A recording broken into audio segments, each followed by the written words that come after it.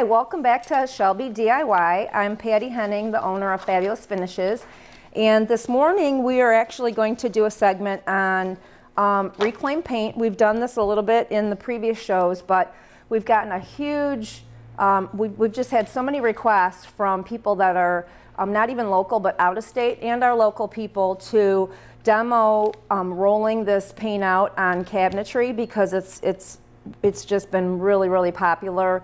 A lot of local people have already been switching over their oak kitchens to an updated color, and there are some little tricks and stuff like that that can give you a better success.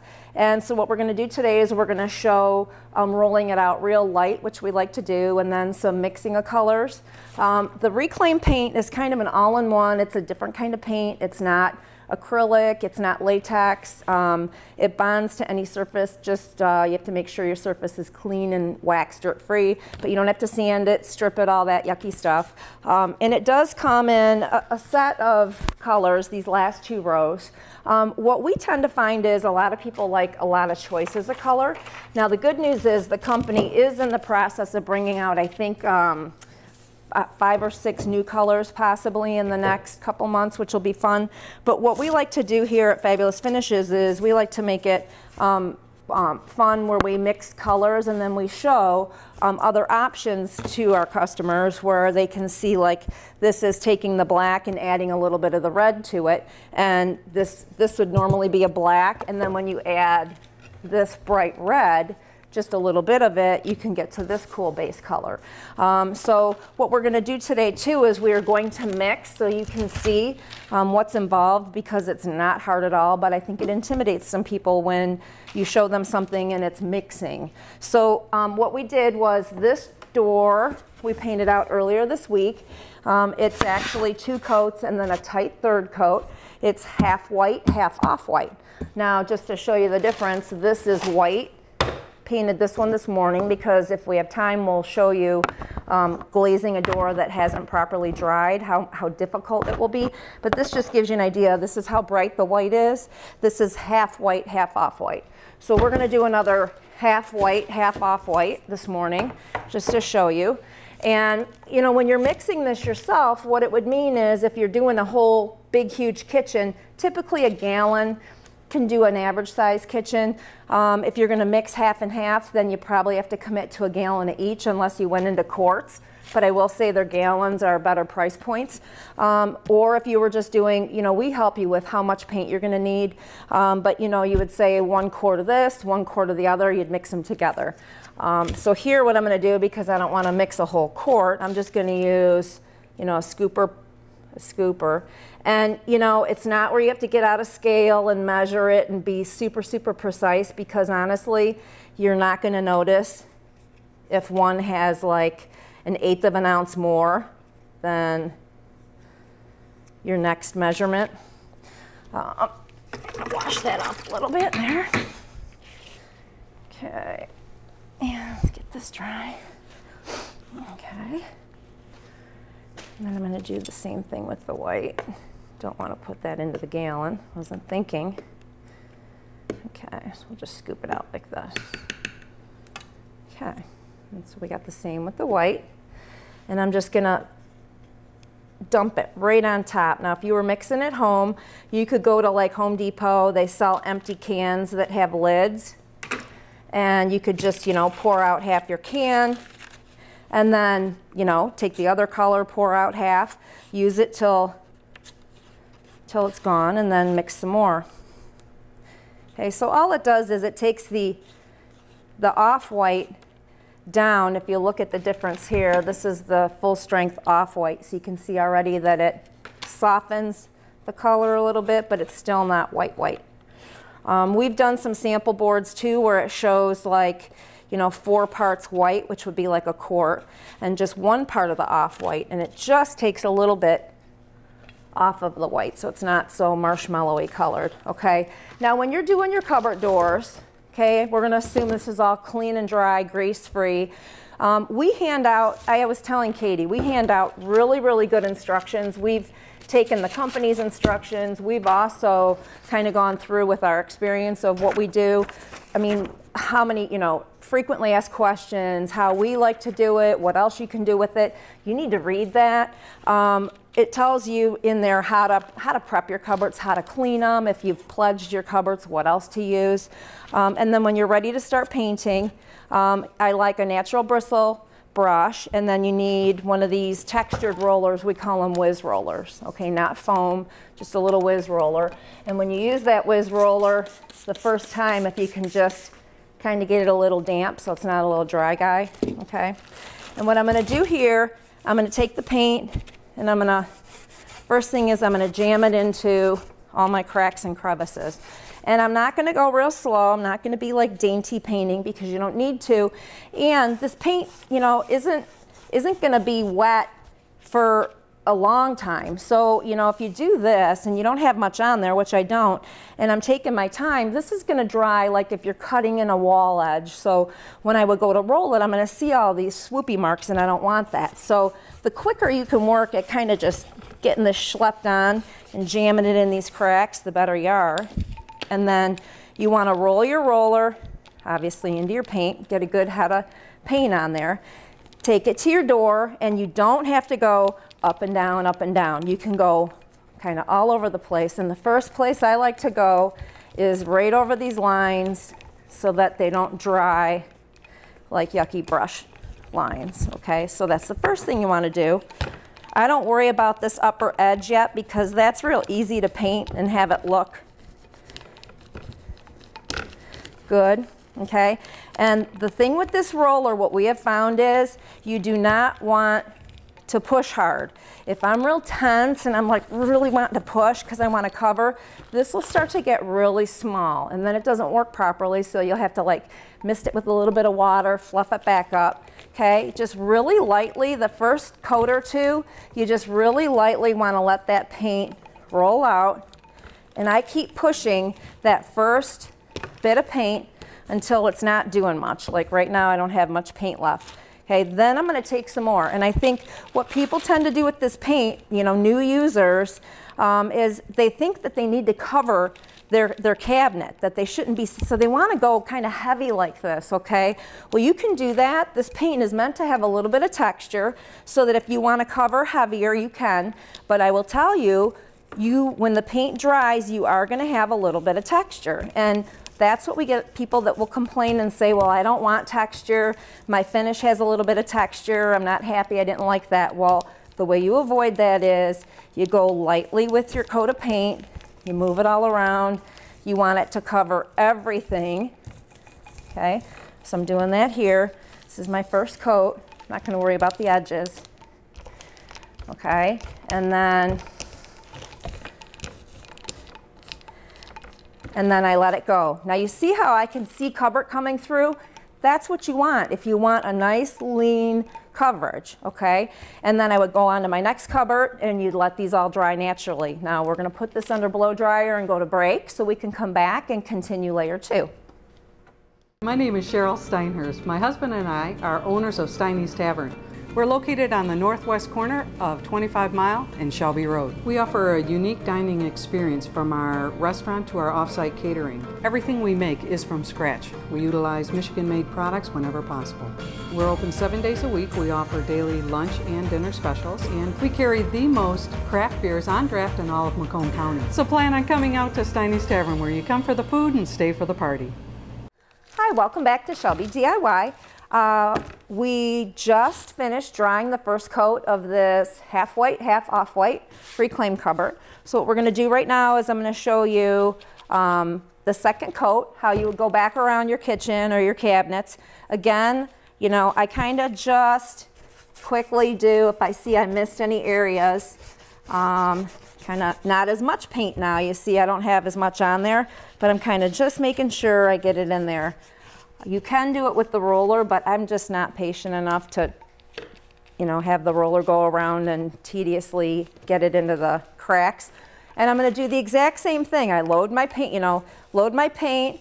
I'm just lightly pushing the paint around. Now that's too much paint, but I know that, and what I did was I just parked it there because it's what I'm going to take to move around my door, and I'm just kind of going random in different directions.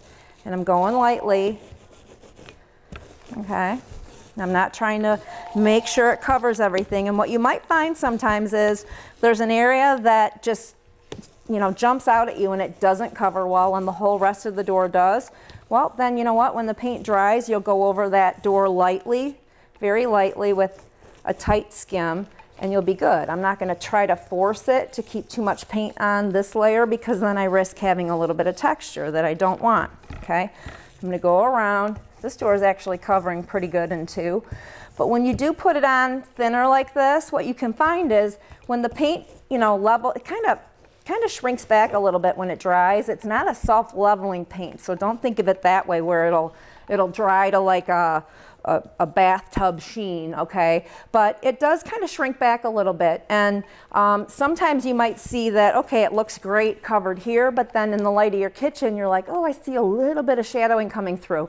Well, white and off-white over wood, you're gonna get that. Any of the colors that they have cover really, really well, and two coats like this cover it really, really nice. So if you're using the white, if you're using the off-white, don't be surprised that when it dries, if you have an area that's shadowing a little bit, then you just take some more paint. We'll show you at the very end. It's quick, it's fast, you do push hard, and then you get your final coverage, okay?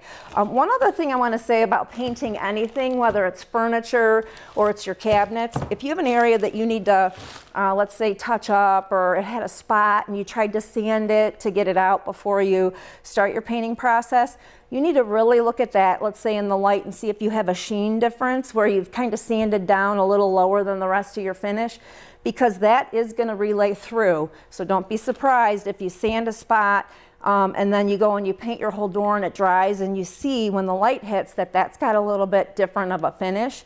I would suggest if you're going to sand areas that were problematic that you give everything just a light little coating so it all matches, and then you won't have that issue, okay? Now we're going to let that one dry, but while we're still here, I wanted to show you that this paint can be used on anything. It's not just cabinetry. You can go onto furniture, you can paint light fixtures with it, and it is a paint that you can sand and distress. Now, the paint has a sealer in it, so typically for cabinets, you're not going to go at it and sand it to try to make it smoother, because then you kind of break through that sealer that's in it. But it is a paint that's pretty cool on furniture. This was just the white that I painted this morning, so really I can't glaze this one because it's too soon. But if I took like a 220 paper, which is pretty fine, and I, you know, did a light sanding, and I felt this, it's way smoother, okay? It's actually a really, really nice feel. You wouldn't even be able to tell that you rolled it, and it wouldn't show brush marks because you didn't brush it. Now, if I want to, you know, sand my edges, then I just push on my edges. If I want to really go at it crazy, I can. It makes an awesome furniture finish, okay? If I'm doing cabinets and I rolled my layer too thick and it's a little too textury and I don't like it, what we recommend to our customers, we sell like a 400, 500 grit sandpaper. It's finer even than an emery board, okay? And it really kind of just lightly knocks down your surface, and when you feel it, you can see that those little bits of texture go away. And we recommend doing that like before you would put a glaze on, or before you would put like an extra sealer on it, so that you get even sheen back on everything. And then the other thing I wanted to show before we go to commercial to dry the door is, if you're doing furniture, we really recommend that you wait about 4 days to glaze it, and we'll talk about that in the last segment. But the paint, you can use like decorative waxes over it as well. And you know, our favorite wax is American paint. It's all natural. It's just really, really easy to use. So I use it for everything. And this was their clear, but then we added, and we've done this in a previous show, it's like a mica powder. So it has a shimmer and it's brass, okay? So let's say I mixed some of this up and I wanted to do my furniture where I was going to put a brass wax over it. You can do this over the reclaimed paint. You can't, you know, it's not that you can only use wax over chalk paints or clay paints, stuff like that, okay? I can use it on the reclaimed paint. What happens is it doesn't soak in like it does to those real absorbent minerally kind of paints. It stays more on the surface. But the nice thing is I don't have to worry about waiting the 4 days. And what you want to make sure you do is, as soon as you get the wax on, you take a rag and you wipe the excess off. You can't leave wax on. You know, if I like this color, oh well, I have to wipe it off or it'll stay gummy. And if it's a kitchen, bathroom where you're going to be wiping and there's going to be, you know, cleanup and water and stuff like that, we don't recommend a wax. So regardless of what you read online, if you walk into our store, we're going to all tell you that we don't recommend it. So, but this would give you just an idea of how pretty, okay, here's your difference. You know, on a piece of furniture, it's lovely, super easy, okay? So what we're going to do is we're going to take one break to dry this so we can show just the last bit of if you did need to do a tight third coat, and then glazing. A&A Recycling Center is Michigan's premier parts recycling center that saves you money while protecting the environment. We pay top dollar for late model junk cars, SUVs, and trucks. All types, all models, both foreign and domestic. Search our online inventory to find used and refurbished parts. Need quick cash? Don't throw away your junk because your scrap metal is worth money. Selling has never been easier with our easy drive-on, drive-off scale. Visit A&A Recycling Center today. Hi, welcome back to Shelby DIY. We are back with a cabinet door that is now dry after 2 rolled-on coats of half white, half off-white reclaim. And what we're going to do this last segment is I'm going to show you just on part of this door, because I want to leave part of it where it's like freshly painted, and what happens if you glaze it right after it's dried versus if you let it dry out for several days like we recommend. But you can see here, this one had 3 coats, this one has 2, and you can see it has a little bit of a shadowing. You can leave it however you like. If this works perfect in your space, then you're good to go. If you feel like it needs a little bit more paint, when we say it can take up to 3 coats, it doesn't mean that you have to go through and roll a whole solid heavy coat again. We don't really use the brush on this one unless, you know, you saw a spot where you missed it in the crack. But I get some paint on my roller, and this is the one that when I'm rolling, and again, I'm only going to go halfway, so I want to remind myself not to do the whole thing, or I will. Okay. But if I'm doing this and I want to, you know, go with a third, I start with my paint, but then this is one where I really can kind of push my roller just to kind of get it to bite in to that surface and really just kind of shove into the paint that I have. It's not necessarily that this 2 coats of paint needs a lot more paint. It's just that it needs a little bit of a wrap up where something has to tie it together in certain areas. So this one I can push tighter with my roller. Don't need a lot of paint on my roller. And of course, if I needed more, I could get a little more. But your goal on this last coat, if you do need one, is just go really lean with the paint. Don't load it up because you're just going to leave a heavier textured coating on your third coat. Okay, so if that's what I was going to do, this will give you that nice solid coverage. Again, if you were using any of the colors, you know, the deeper colors, 2 coats is sufficient and you'll have this kind of coverage. Okay, now back to if this was 2 coats and you thought it was all right and you wanted to apply, a lot of times people like to apply like a brown glaze to it. We recommend that we usually tell people wait a good 4 or 5 days. The longer you wait to glaze, the easier it's going to be. Now, I think the product itself says it can be glazed in maybe 36 hours. We still like to tell people wait 4 or 5 days because if you're new, if you're a beginner to it, it's just easier for you. Another thing that we have here that we offer, the company offers some brown glazes. We've got some colors that we offer here as well. And one of them, molasses, is pretty popular. It's just kind of an umbery brown. And what we have now, kind of, because we've seen people that when they use these light colors, they just want a light coating of glaze. They don't want it to be real antiqued and dirty. We have, this one's called molasses, but we also have less intense molasses. It's like half strength. So you can see that this one, It's the same exact color, but this one is like half the tint. So it's going to be easier to use and it's going to be more subtle over your finish, okay? Now, if this was my door and I want to have like, if I want to have it a little bit, if I want to knock down any nubbies and I don't like how they feel, I can do that. Again, I'm just going to use this 400 grit paper because it doesn't kick up a lot of dust. I'm not really digging into my finish at all. You don't have to do this, but if you don't like the feel, I showed Katie during break on the one door, there's a big difference between just doing this, the feel you get. And if I'm putting a glaze over it, my sheen's gonna come right back. I'm gonna leave the middle, okay?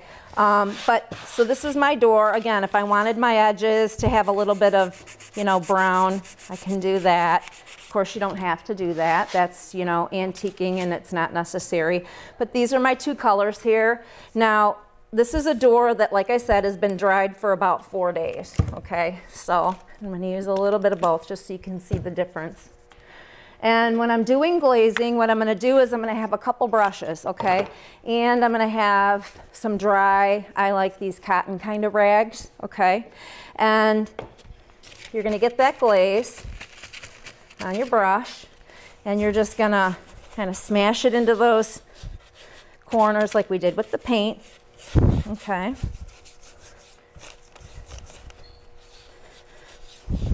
Actually, I'll just use this on the whole thing. This is the less intense one, okay? Woo. And I don't have to put a lot on here. Like, you know, this is, let me get some more out. Okay. It doesn't have to be this heavy because you're wiping most of this off and you're going to go through a lot of glaze and then you're going to be back in here buying more, which is good for us, but it's really not necessary. So when we try to sell you based on the size that you're covering, we gauge it to how we think you're going to apply it, you know, not real heavy. So if you run out, I mean, you can always come back and get more, okay? But that's about where I leave it. Push it around. And then I take my rag and I like to ball it up. I don't leave this little tail hanging and I don't take it off like this, okay? I like to ball it up. I like to start at the cracks first just to kind of pull it down and pull that way. Okay, then I take a nice little fluffy ball. And if I want to leave more of that color on, like if I like that browner effect, I can kind of softly take it off like this, okay? And then I can use a brush to kind of feather out those little rag marks, okay? Most of the time, when I see people, they like to just kind of get it off clean. Okay, so if you're doing that, it's pretty easy. You do need to move a little swiftly. You can't, you know, take your time, walk away, go have a snack bar and come back, or you're going to be in, you know, trouble because it's going to start to set up. But I wipe the excess off. Again, I like to keep these dry chip brushes, okay? And right here, I'm going to pull out any marks that I have. Now you got to remember, this door has been dried. So this is very easy to kind of move that around and get this nice even look. Okay, I can kind of, if I have an area where there's a little bit extra, I can kind of scrub it just to get it to move a little bit. Oop, and I took some out right there. And a lot of times we'll get people that'll ask, you know, do I have to keep that dirty part in the cracks and crevices? Well, most of the time people want that. If you don't, then get your rag, you know, work at getting it out. You can have a little brush, you know, like a little artist brush, go in there, clean it all out nicely. You can do that too, okay? But this is pretty much how you would glaze it, waiting, because then it makes it, you know, as easy as this, all right? This shows you the difference in what that glaze does to it. And like I said, that was the half intense. The molasses is just going to be dirty or a little bit darker, like browner. I like the half intense because I just feel like if somebody wanted to leave it darker, you just leave it on a little bit heavier and feather it out, and then you have control versus wiping it as much as you can and it's still darker. You know, maybe you don't want it that dark, okay? So that's this one here. Now, this part's wet because we rolled it with that third tight coat, but up here it's just the two, okay? I'm gonna try and use that same glaze okay, and show you what happens when you glaze it when it hasn't really sat long enough to dry where you can put a glaze on it. I got to stay away from that wet line or we're going to be in trouble. Okay, so I got my glaze on and I'm going to take a rag, okay, and I'm going to start to wipe, and I can already tell that the paint is starting to get tacky. It feels gummy on my rag. Okay, I'm going to go here and then I'm going to wipe. I'm really trying to wipe there. Okay, and then I'm going to try to go into the middle. Kind of trapped myself a little because I have to work into this little tight space. Okay, I'm really going to wipe on this. Okay, and then I'll take my dry rag or my dry brush. But you can see if I try to like get this line out right here, it's kind of set. And I could really try to scrub it. But it starts to set in. It's probably harder to tell on this. It probably looks perfect and you're gonna go, oh, I should glaze it the next day. Don't, you know, it's really, really gummy. You're gonna risk, I mean, literally you're already activating the paint again. I'm holding it right here and my finger just stuck to it. So imagine like a full surface door, you're not going to have the time. Even with the half strength, it's just you're going to end up with these issues where you want to move this and get it out and you can't. So give the time, okay? And then you'll have a better success with it. So here's the one where we did the 3 coats, okay? We let it dry with sufficient time. If you just wanted that light color like this and you're good to go, let it dry a couple days. It does have a sealer, like I said. If you're gonna have a low use surface where you just require it to be washable, you're good to go. If you want a higher sheen than just this subtle satin, then you'll wanna get a different top coat to put on to add to the sheen. They sell a nice reclaim sealer. We recommend it for kitchens and bathrooms anyway, just to kick up the endurance so that it's a tougher surface for you. But just to recap, this was the paint. Mixing, you saw how easy it is to mix. Okay, we have all the recipes here. We can help you and guide you. If you need the paint, you can find it at Fabulous Finishes. They have the paint online from the company. It's same price. We get it a lot quicker, which is nice. And then we have all the mixing boards here. So if you like the paint, you have a project and you want to use it on furniture, this one also I sanded, gave it this really cool super aged effect. Love that, okay? Then use it for a project that you have coming up as well. And hope you enjoyed this episode of Shelby DIY, and join us next time for our next project.